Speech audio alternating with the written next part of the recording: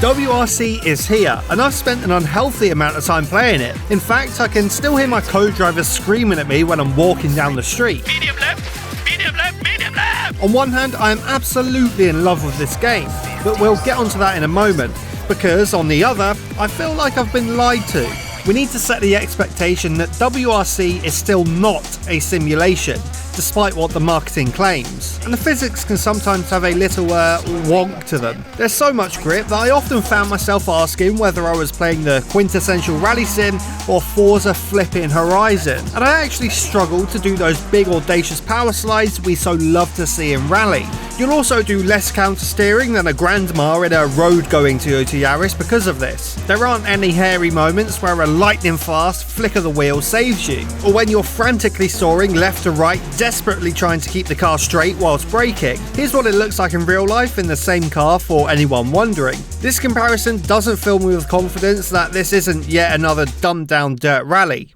I can probably count the number of times I've understeered on that one lied-to hand. Even whilst at full throttle with the wheel cranked at 440 frickin' degrees, the car goes exactly where you want it to. But when you do eventually lose grip, mostly on the rear, there's no progressive loss or regain of traction, like how real tyres would actually work. Grip in WRC is like a really cheap light switch that makes an unsatisfying clack when you turn it on and off. It just doesn't feel good to the touch. Speaking of which, the force feedback is pretty bad too. For the things that actually matter, such as tyre grip or suspension load, the feedback is so vague that the steering rack might as well be made out of jello. That's jelly for anyone not in America. I understand it's hard to make accurate force feedback when you're not actually simulating the physics, so maybe that's the problem here. And yes, I'm gonna say it, Codemasters' attempt at a rally game is still beaten by the 20-year-old Richard Burns Rally. But when I was writing this all up, collating my 10,000 words of notes I'd scribbled down about this game, I came to the realisation that it's just a load of bollocks, and I could actually boil it down to 4 simple words. WRC is an experience. If you're getting into EA's WRC expecting a full one-to-one simulation with force feedback that would make a nun renounce her vows, you're an idiot. Just like me. This is never what this game was meant to be. That's not what it does well, and that's not why you would choose to play this game. Where it really shines is giving you an experience like no other. An experience so immersive that you can truly get lost in it, and it's possibly the best rally experience we've ever had. And to show you what this experience is like, I need to paint you a picture.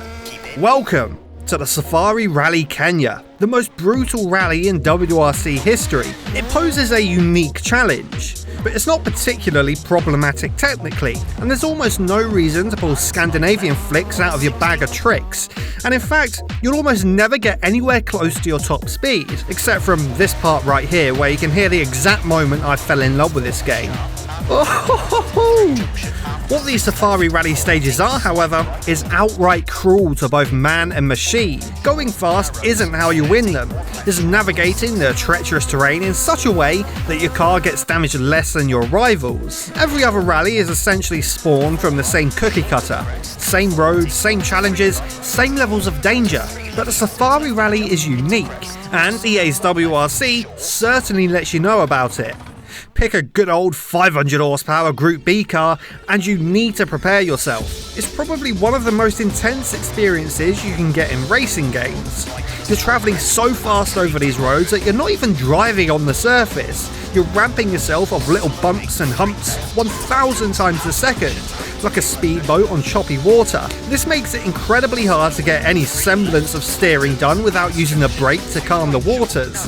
Pair this with the fact you're relentlessly having to scan the road for potential hazards, such as craters where it looks like a friggin' bomb's been dropped, rocks that will give you a puncture, or even unsighted jumps that'll chuck you into the Kenyan wilderness. You're continuously having to pick where to drive. You can't follow the most trodden path in the Safari Rally, and it's usually safer to drive half on, half off the road. This means you continuously have to re-evaluate your car's positioning, all whilst travelling too fast to take in any real detail. And the real kicker is, in a Group B car, you constantly have to be on the throttle to keep the turbo spooling, which just adds to the madness. All of this combined makes for an absolute assault on the senses. Your eyes become overloaded with information. You start sweating from places you never have before, like your friggin' eyelids. The words your co-driver is shouting in your ear just become white noise. And your hands feel every single crack and crevice in the road with excruciating detail. So much so that after the full 30k stage, your palms feel like they're home to a hive of hornets. They're buzzing and tingling as if you just did the real thing. It makes sense as to why my character, Mr. Samir Breakar, was doing this, because so was I.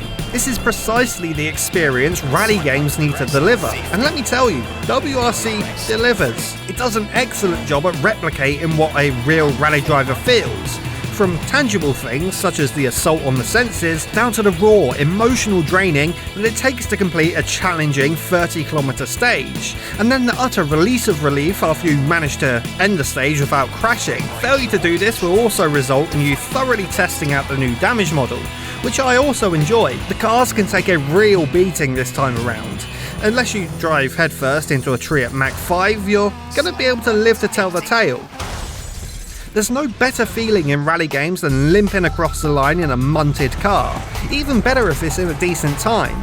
Don't get me wrong, sometimes the crashes can be a little silly, like when you go from 120 to 0 instantly after hitting a wooden post, but we can't have everything, can we? The metal body of your car will deform and fiberglass parts will fracture. It's not uncommon to see entire body panels split in half. But when they do completely fall off, you can get a peek at the entire chassis underneath, modelled in serviceable detail, which is pretty cool. Then, when you inevitably crash again, the trunk and hood become loose, giving you a front row seat to some nicely modelled interiors. Punctures are also a very real thing in this game, and you have to be careful where you place your tyres, especially when cutting corners.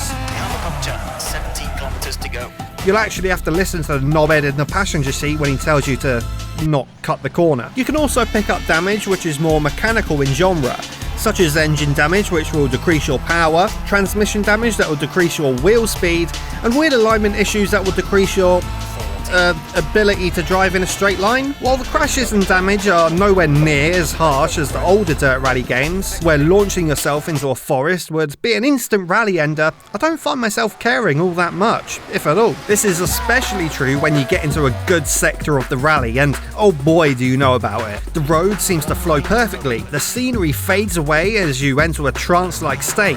You blink not even once, and when you don't totally cock up a series of corners, the hairs on the back of your neck stand up, and you can't help but let out a sound you didn't even know you was capable of. All of this is created by an ensemble of gorgeous graphics and even better stages, bountiful amounts of content, and sound that immerses the ears in the sweet sound waves of the rally.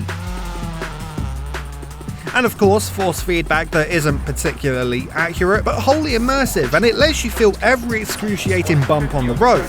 All of this does a great job at making you feel like an actual rally driver, which really is all that matters, and this is where EA's WRC shines.